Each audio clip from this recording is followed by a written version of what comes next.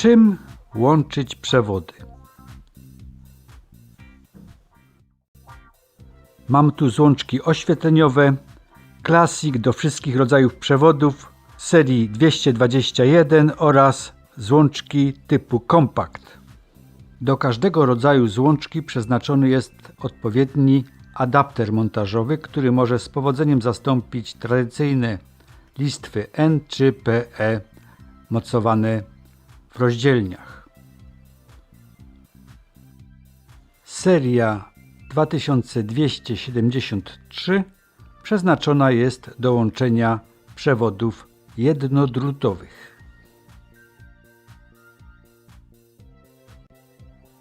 Montaż złączki w adapterze.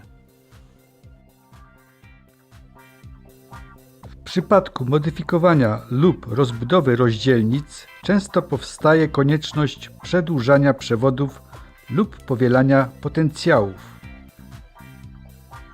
Normy dotyczące instalacji elektrycznej w budynkach określają dodatkowe wymogi dla połączeń w rozdzielnicach. Muszą być tak umieszczone, aby zapewniony był łatwy dostęp, możliwość odłączania przewodów, eksploatacja, kontrola i serwisowanie. Musi być zapewniony ich łatwy pomiar. Przewody wprowadzone od zewnątrz muszą być jednoznacznie przyporządkowane do odpowiednich obwodów i trwale oznaczone. Po zastosowaniu adaptera kątowego możemy zamocować płytkę w pozycji poziomej. Wymagań określonych przez normy nie da się spełnić za pomocą samych złączek instalacyjnych. Można im sprostać dzięki połączeniu z adapterami montażowymi WAGO.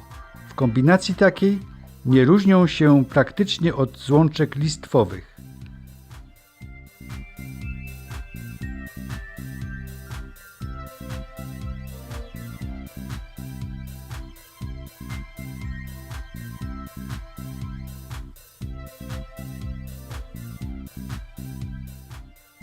Zapraszam do subskrypcji kanału, do pozostawienia łapki, jeżeli film się podobał, do włączenia dzwonka powiadomień. Dziękuję za uwagę.